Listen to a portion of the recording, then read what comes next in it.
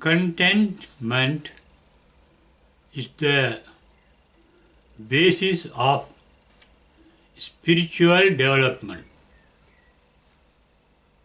while discontentment is the basis of material development. Contentment means being satisfied. Satisfied with things as they are, thinking they are sufficient. That means there is no more need, no more desire. It is a desireless state of mind. It is that statement of mind that is to be made perfect with the spiritual development. Final satisfaction is the enlightenment, where there is no more need for anything to satisfy yourself. But materially, when you are satisfied with things as they are,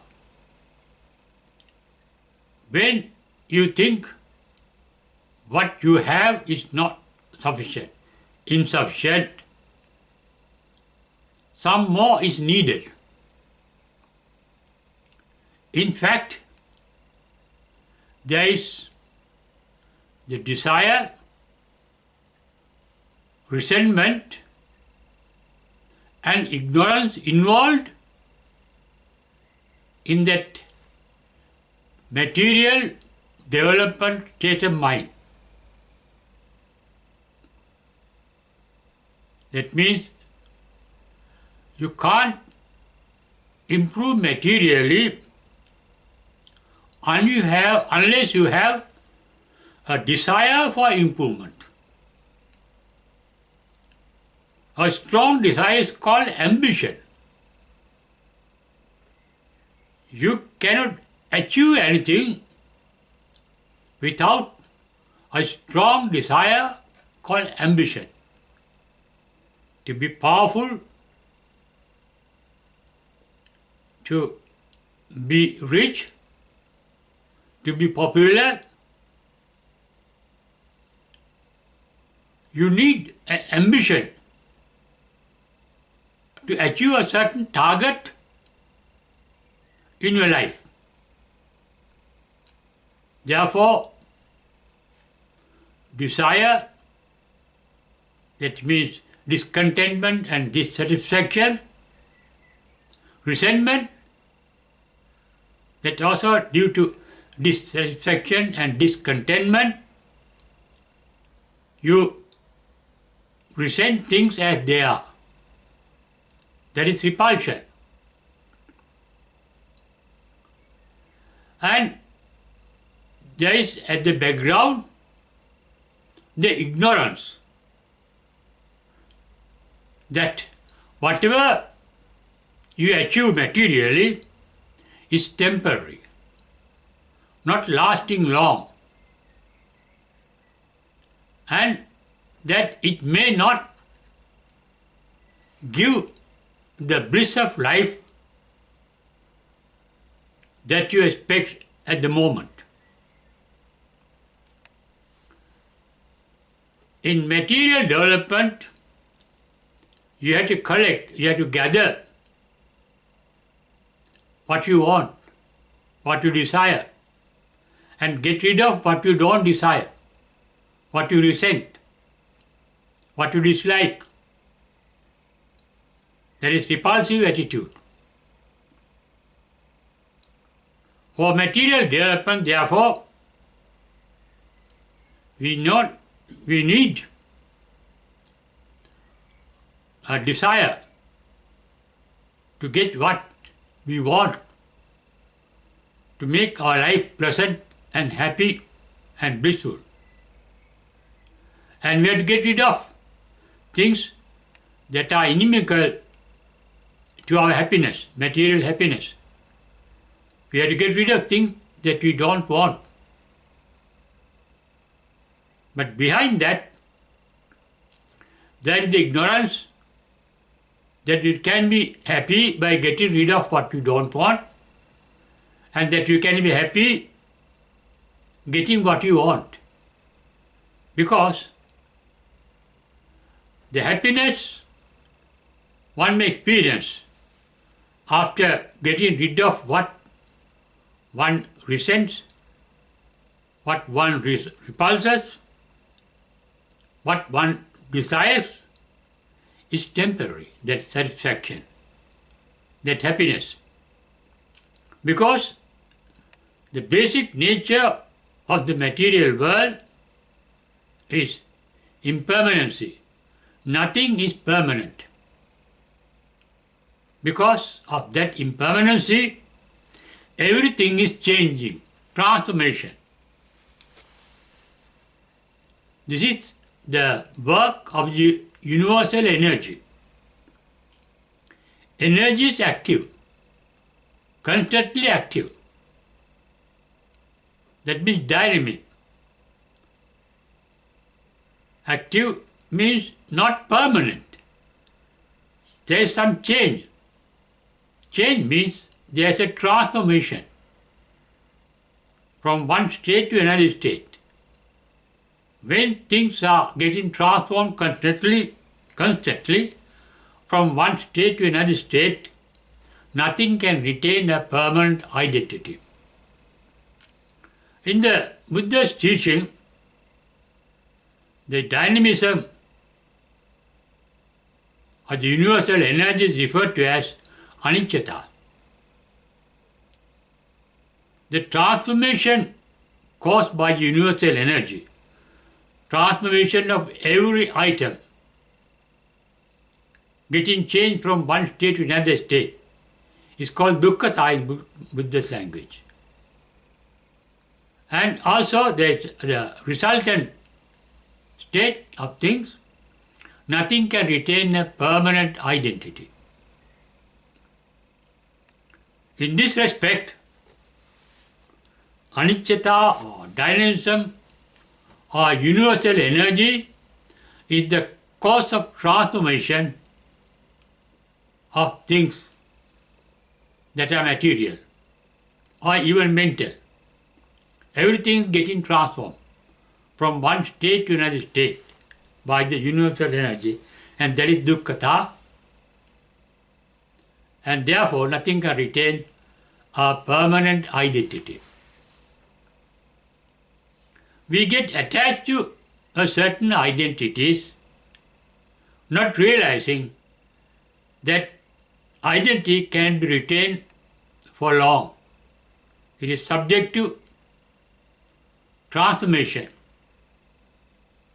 It is subject to decay and death. That is ignorance. In Buddha's language, it is called moha, ignorance of the reality or the truth of things.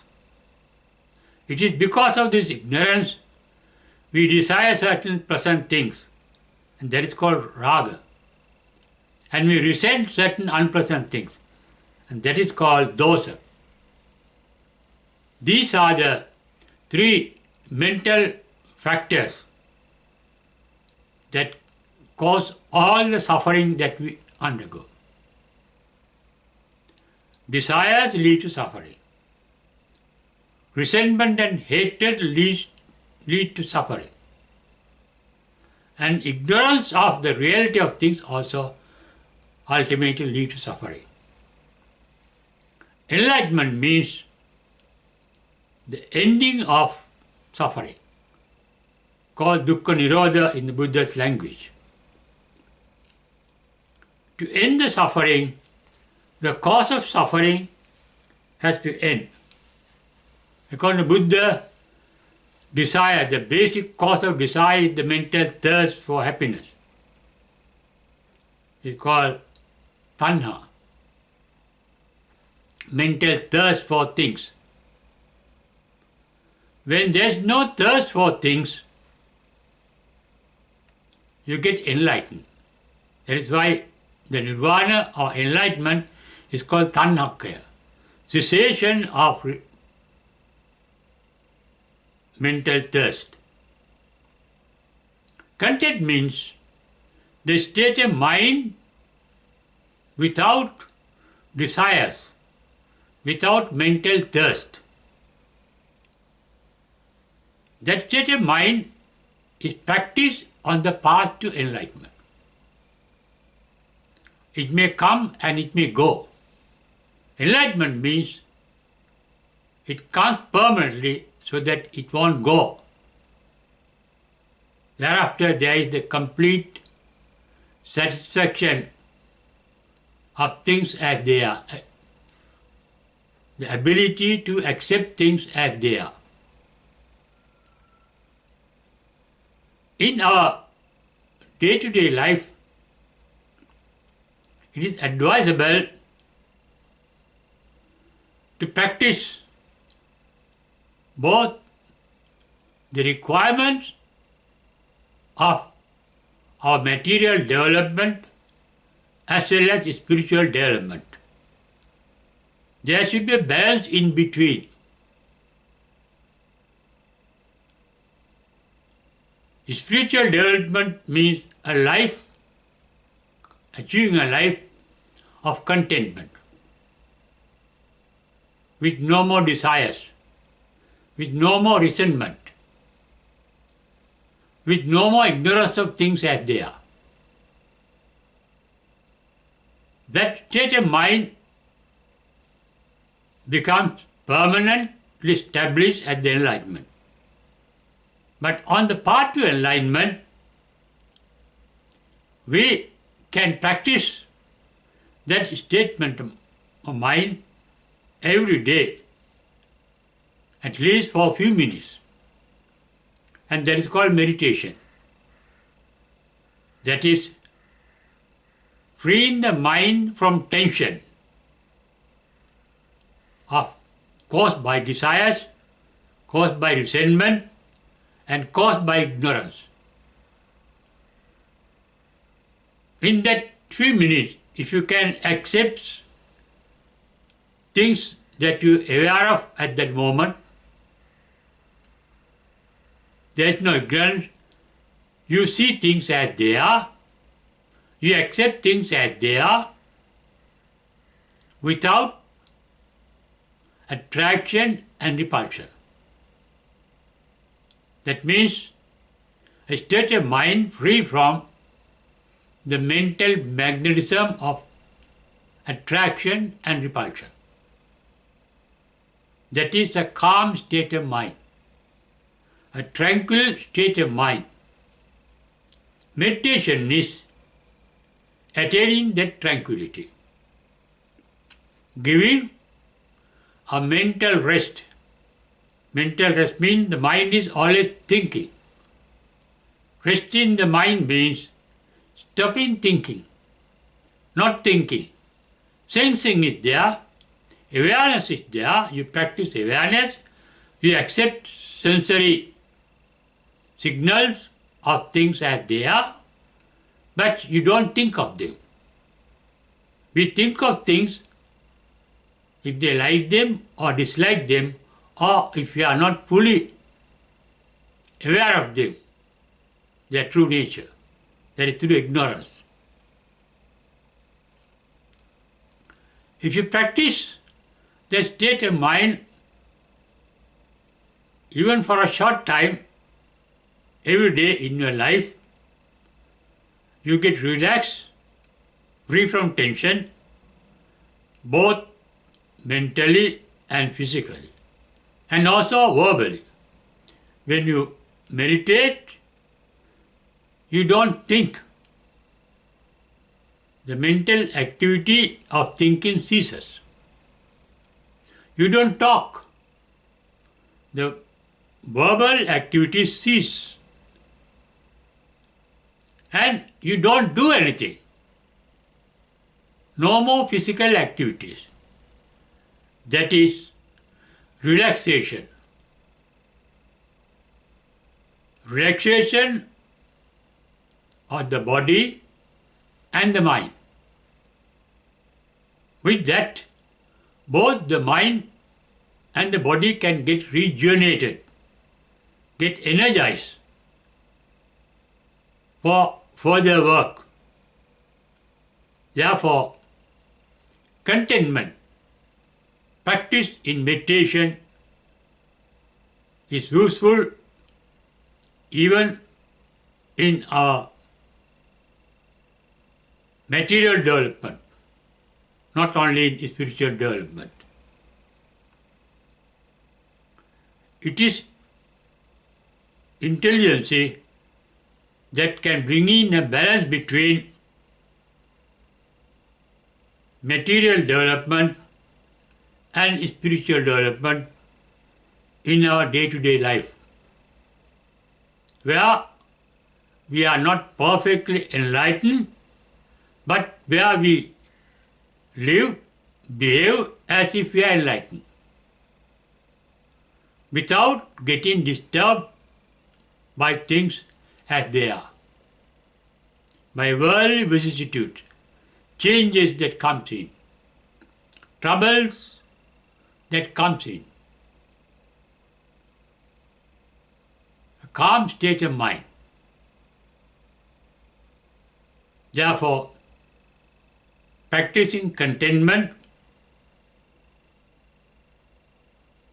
can be conducive both to a spiritual development as well as to the material development. That is why in the 130th stanza of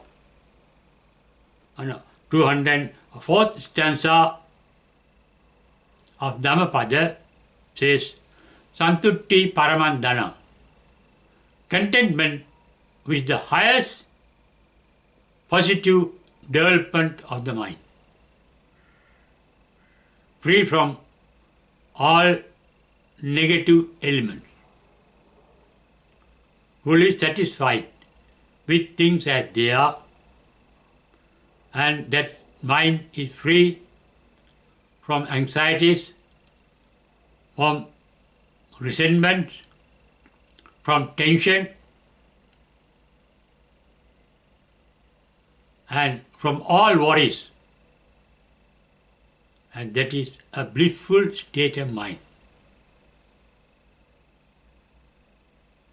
Buddhism is really wisdomism. Buddhi means wisdom. Buddhism means wisdomism.